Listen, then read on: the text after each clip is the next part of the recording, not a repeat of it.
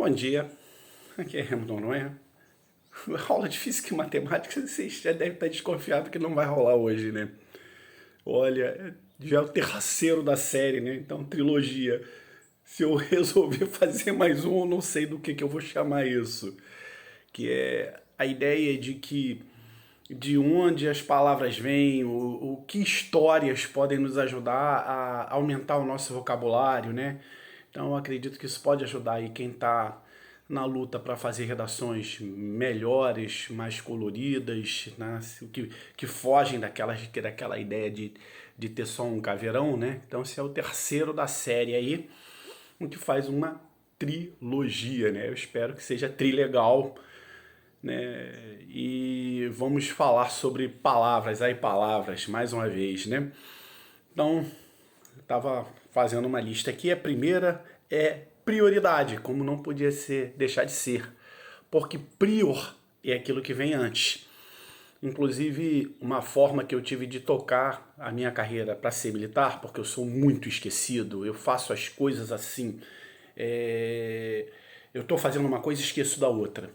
Então, o que me tornou possível tocar a vida militar com alguma eficiência era justamente a ideia de prioridade. Ou seja, se eu tenho alguma coisa para fazer, faz antes.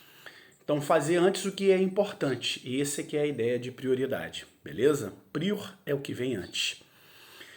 E lembrando mais um pouquinho de militar, me mandaram de novo um vídeo de um rapaz que fala sobre a canção do Expedicionário, né? Você sabe de onde venho, venho do Morro do Engenho, que é muito bonita, por sinal, né?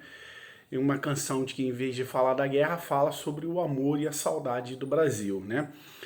Então, você sabe de onde venho? Tem três palavras que eu quero falar aqui para vocês que hoje estabelecem se você é uma pessoa confiável e tudo mais. Olha só: burguês, cidadão e vilão. Cidadão é aquele que vem da cidade. Burguês é o que vem do burgo. Se tornou pejorativo para quem é de esquerda, porque fica aquela ideia da pessoa que aceita os jogos de quem está ali nos esquemas de poder, né? Então, cidadão é uma palavra muito positiva, que vem da cidade. Agora, repara, qual é o oposto? Quem é o bandido? É o vilão. Vilão é aquele que vem da vila. Então repara que mesmo uma palavra bonita como cidadão, ela pode estar prenhe de pré-conceito, de um conceito que você tem antes e nem percebe, né? Voltando aí à vida de militar, eu tinha selecionado essas duas para colocar no vídeo anterior e eu esqueci ali na correria, né? Por isso que eu estou riscando aqui as palavras. Salário e soldo. O pagamento dos soldados, principalmente romanos, era feito por uma moeda, e essa moeda era de sal, por isso salário. E o soldado é aquele que recebe soldo, em contraposição para o cara que é contratado, para o mercenário, que é contratado só para aquela guerra. Tá? Então o soldo é um pagamento regular oferecido àquele militar, por isso que ele é chamado de soldado. Outra palavra república. República vem de res pública. Res no sentido de cabeça de gado, que também era uma moeda. Então, a república é aquilo que é cabeça de gado ou coisa, né? De valor. Então, a coisa pública, né? E interessante que a palavra república de estudantes ela teve influência no fato de que os estudantes se organizavam a favor da república. Por isso que a gente passou a chamar de república de estudantes. Aqui é uma historinha que vai ajudar vocês a entenderem um pouquinho mais da língua inglesa. É o seguinte: por que comparativo em inglês? Caramba, que coceira no nariz. Vamos lá, desculpa. Porque comparativo em inglês, você tem duas formas, né? Você tem tall, alto, taller, mais alto. Mas você não fala intelligentier, você fala more intelligent, né? Então por que você usa duas regras diferentes? Porque o anglo-saxão foi a língua do romano, do ângulo, né, que invadiu as terras saxãs, então tem essa mistura, tem esse choque de duas línguas que se fundiram. Então as palavras pequenas, monossilábicas, no máximo dissilábicas, elas mantêm a regra saxã. Isso vai se refletir tanto no comparativo quanto no superlativo. Então você fala tall, alto, taller, mais alto que, e tallest, o mais alto de todos. Mas intelligent, repara como soa português, porque vem do latim. Então você não fala intelligentier, você fala more intelligent, que é a regra latina. Legal? A outra da língua inglesa que é o seguinte: por que inglês tem tanta letra dobrada? Né? Você vai lá, poxa, por que tem uma tonelada de palavras da língua inglesa que é feita com letra dobrada? É o seguinte: a organização da língua inglesa, ela meio que coincidiu com o advento da imprensa. Então, por exemplo, a época de Shakespeare e tudo mais, os trabalhos já estavam começando a ser impressos. E o pessoal da impressão, eles cobravam pelo número de tipos. Então, quanto mais letra dobrada, melhor, bonitão. Por isso que inglês tem tanta letra dobrada. Outra. Troféu. Você vai lá e ganha um troféu, mas ele pode ser um troféu, pode ser também uma taça ou pode ser uma copa. Por isso aí, Copa do Brasil, Copa do Mundo, né? Copa e taça tem esse formato de taça mesmo, que a ideia é colocar vinho para os vencedores poderem beber. Então, nem todo troféu é uma taça, né? Então, o Oscar, por exemplo, não é uma taça, né? Eu não sei se dá para beber vinho com a estatueta lá. Sim, perimetral. Repara aqui que a palavra perímetro, peri quer dizer fora, né? E metro, medir. Então, se você quer saber o perímetro de um retângulo, você soma as duas bases, soma as duas alturas, né? Então é a linha que tem ao redor. Peri, fora, metro, medir. Então, perimetral é a estrada que vai por fora da cidade.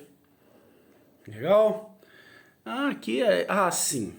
3 ditados latinos.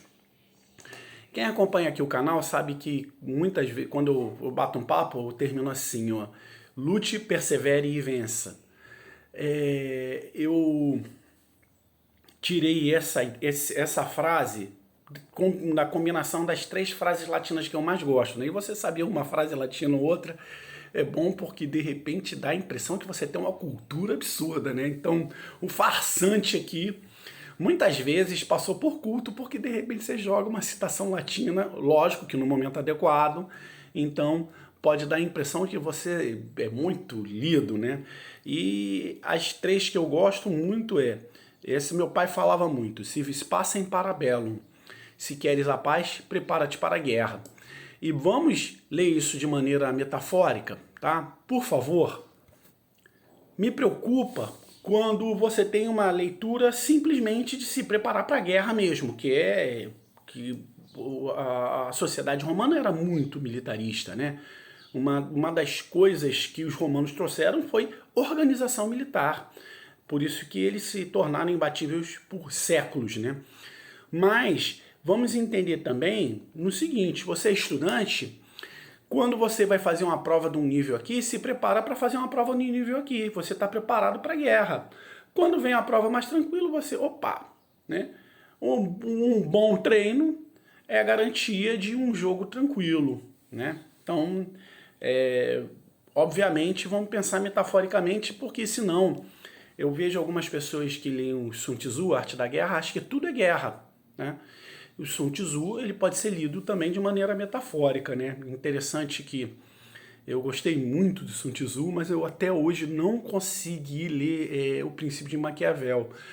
E assim, ainda é metaforicamente não, tá? Literalmente, às vezes que eu tentei ler o Príncipe, me deu ânsia de vômito, né? Então, é um livro difícil de ser lido e minha máxima culpa, eu tenho que ler ainda, né? O Príncipe de Maquiavel. A outra frase latina que eu gosto muito é alia jacta est. Inclusive, aleatório é o que pode acontecer ao acaso. Então, a tradução, inclusive, ficou muito bonita, né? A sorte está lançada. Quando César resolve atravessar o rio Rubicão, se eu não me engano, tá? Porque acontece o seguinte, olha só uma coisa interessante. Lugar de militar em campo de batalha, né? No momento em que César resolve atravessar o rio e ocupa o espaço civil, você passa a ter uma ditadura. Então, também fica a metáfora de que qualquer instituição que venha se imiscuir com a política vai ter os problemas próprios da política, né? Então, se você quer descer para o playground, tem que saber brincar, né? Então, alia jacta est, a sorte está lançada, o que cai muito em questão de matemática, né?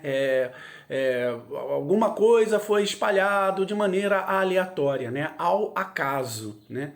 Então, nesse caso, a sorte. E, finalmente, a mais deliciosa de todas, né? Vini, vidi, vici. Vinci, né? Se a pronúncia não estiver perfeita, me perdoe porque eu não sei nada de latim. Na verdade, são os chutes lindos aí. Vim, vi e venci. Então, repara que antes da vitória teve a preparação, antes da vitória teve a decisão e depois é que vem a vitória. Por isso que eu falo, lute, persevere e vença, que assim, a minha forma de tentar incentivar as pessoas. Vou até cortar aqui lá adiante porque eu quero falar sobre meritocracia. Cracia, poder, né? Um poder do mérito. E eu quero declarar aqui para vocês que eu questiono muito essa ideia de meritocracia, porque a gente só pode discutir mérito depois de haver igualdade. Liberdade e fraternidade também é muito bom, né? Mas enquanto não houver igualdade, a gente não pode discutir mérito. Enquanto você não tiver o ensino público e universal de qualidade para qualquer ser humano que queira estudar e essas vagas sejam disputadas, quem parte da linha, bem além da linha de chegada, tem mais chance de chegar. Então, esse trabalho que a gente faz aqui, inclusive de incentivar vocês, não tem a ver com reafirmar a meritocracia, mas em dar uma posição melhor de largada em para quem nada tem. Essa é a filosofia do trabalho aqui. Então, a palavra cracia quer dizer poder. Então, democracia, poder do povo, e por aí vai, tá? A ideia é essa. Ah, sim, separei algumas histórias deliciosas para a gente entender algumas expressões, tá? Meu irmão adora viajar para Minas e normalmente ele me leva de penduricalho, então vamos juntos lá, né? E lá aprendi algumas coisas sobre o povo brasileiro, porque Minas Gerais foi um centro muito importante da formação do povo brasileiro e, inclusive, da questão do escravagismo que aconteceu lá, né? Então, olha só, meia tigela, você é não sei quem de meia tigela. O que acontecia? Se um escravo fazia alguma coisa que era reprovável pelo dono dele, ele recebia uma ração da alimentação pela metade. E lógico que com o trabalho braçal ficava enfraquecido e tornava tudo muito difícil. Então você dizer que alguém é de meia tigela, que não tem disposição, ela vem da ideia de como os escravos eram maltratados. Agora outra história deliciosa é lavar a égua, né? Como é que os negros conseguiam ter ouro para poder colocar na igreja deles, né? Normalmente o ouro era transportado em cavalos, em muares e tudo mais.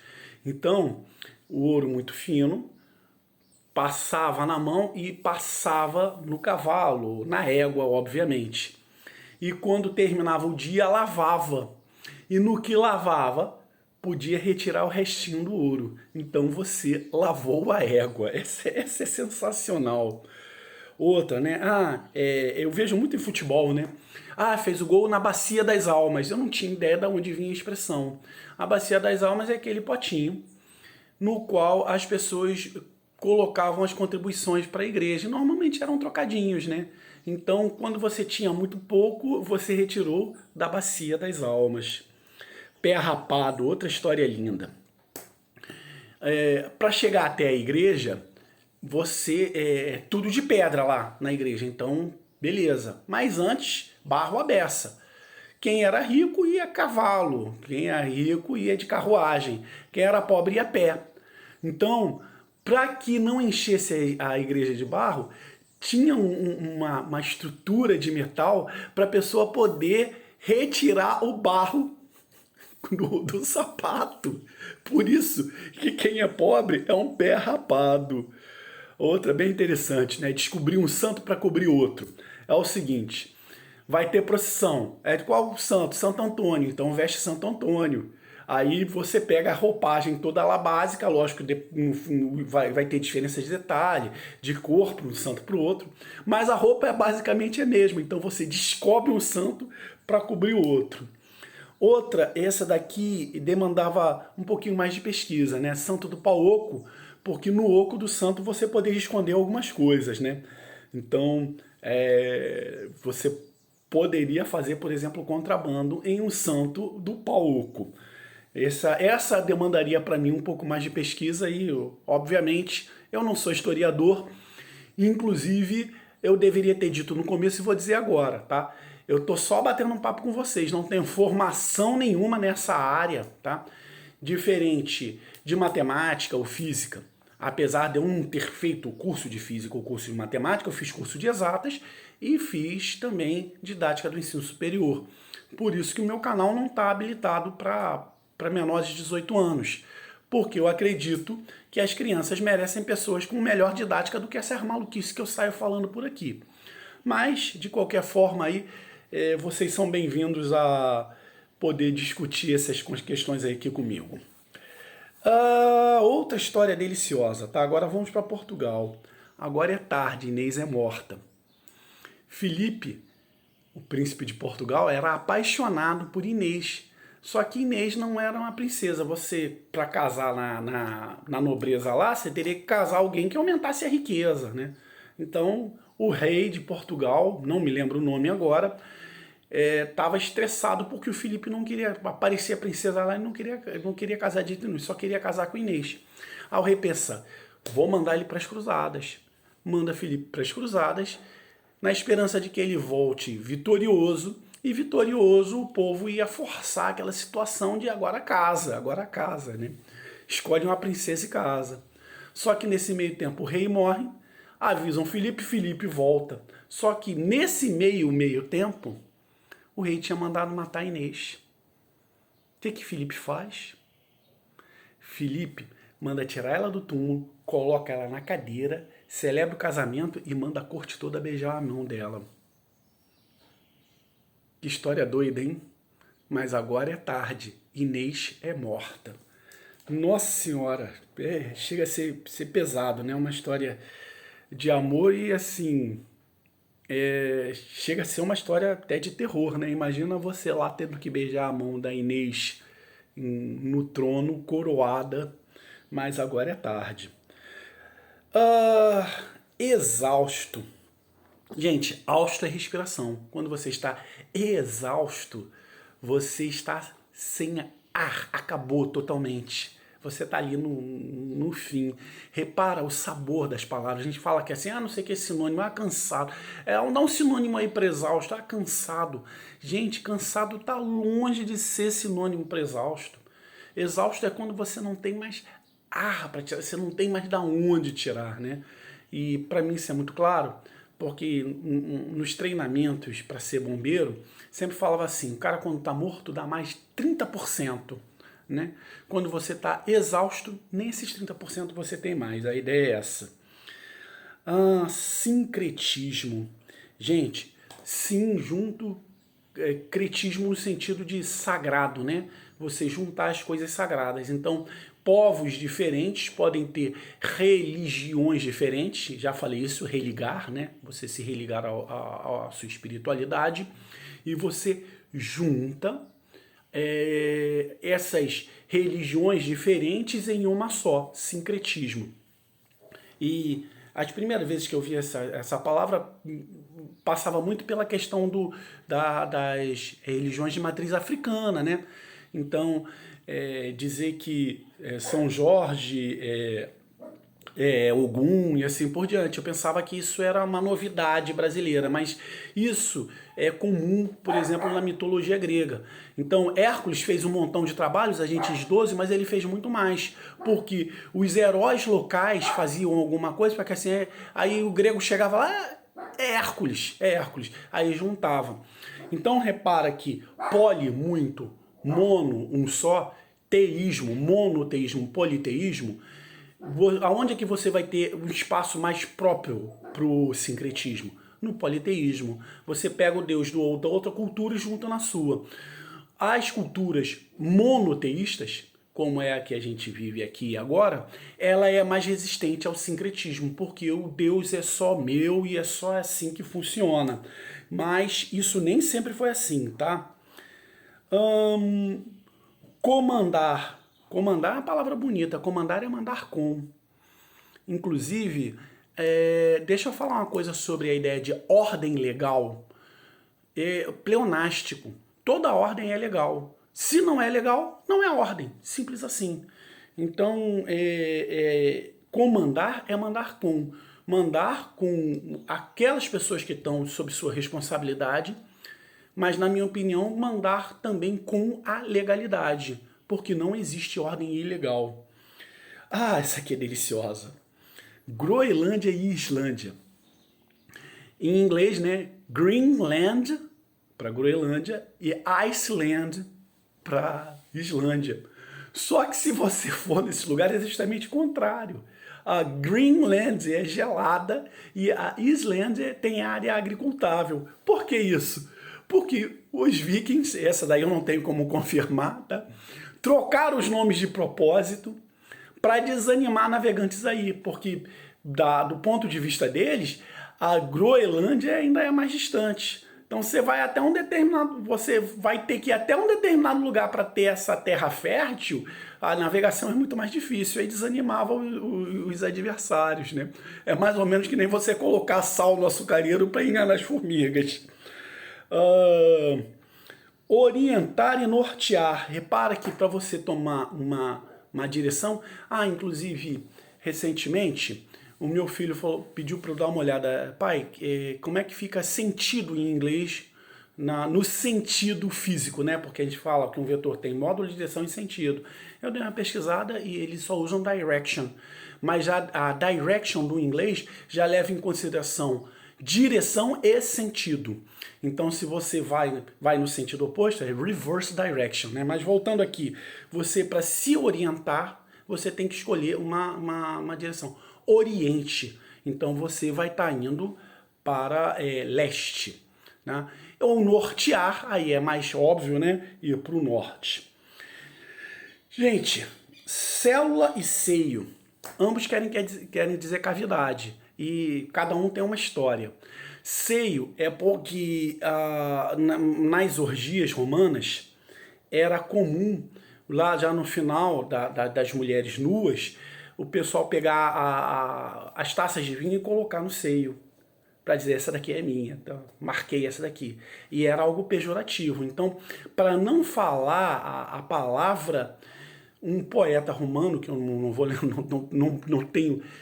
não tenho ideia não, eu conheço a história, eu não vou lembrar quem é, ele usou a palavra seio, inclusive de trigonometria, seno e cosseno, né? Então de seio, de cavidade, tanto que o que a gente tem no rosto são cavidades aqui ao redor, onde você tem seno, sinusite, legal? E célula, o cara que viu a primeira no Robert Cook, enfim, desculpa, não vou lembrar o nome. Ele viu a cavidade, então célula, cavidade também, ambas vêm de cavidade. Laurear ou laurel vem de louro, né? Porque o cara que era vencedor, ele colocava uma coroa de louros. Sim, essa daqui eu não tenho certeza, mas a história é deliciosa, que é a diferença de inglês da palavra lucro, né? Lucro ou profit.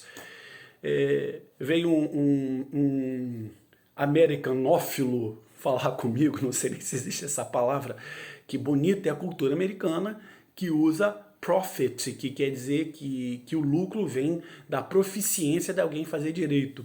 Enquanto em português, lucro viria de logro. Eu não sei se isso é verdade, né? Merece uma pesquisa. Aí eu paro para pensar, né? O português é muito mais honesto, né? Porque a ideia de lucro tá ligado ao logro é muito mais prática, tá? Diz isso para quem faz empréstimo para velhinho, né? Então, tudo bem, entenderam, né? Outra história deliciosa. River Plate, o nome do time, eles queriam colocar Rio da Prata, né?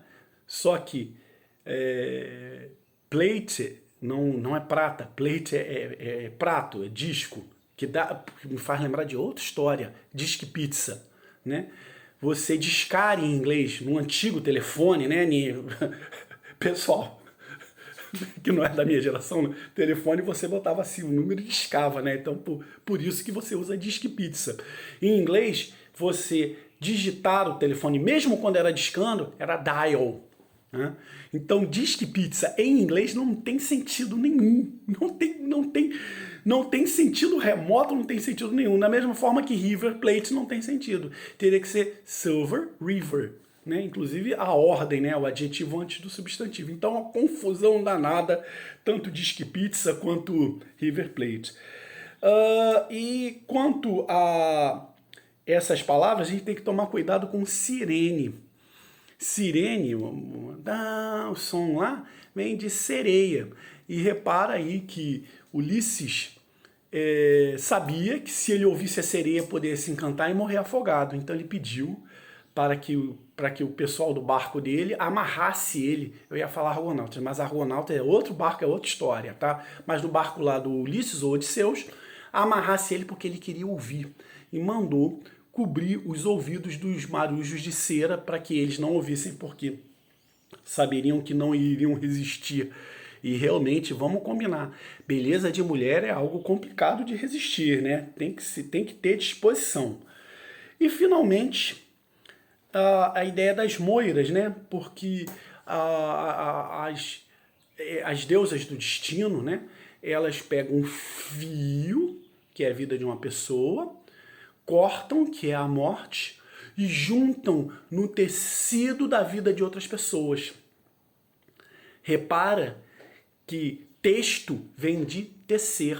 Por isso que quando você faz um texto, ele tem que ter coerência e coesão. E sobre isso aí, eu queria me despedir de vocês hoje recitando um dos textos que eu fiz, que se chama Fios de Palavras, que diz o seguinte: teço um texto que acontece, e no instante em que o faço, em suas linhas me embaraço, pois nem tudo que digo é o que parece. Sonorizo uma canção no momento em que a canto, e não contenho o meu pranto, despertado pela sua emoção. Expresso meu íntimo como um trem ligeiro, mas só o faço por inteiro quando as palavras descarrilam à sua frente. Já não sei realmente se o faço por você, mas tudo que é escrito só tem sentido quando se lê. É isso. Aquele abraço para todo mundo, e para você que é estudante, como eu já disse antes, lute, persevere e vença. E aquele enorme abraço.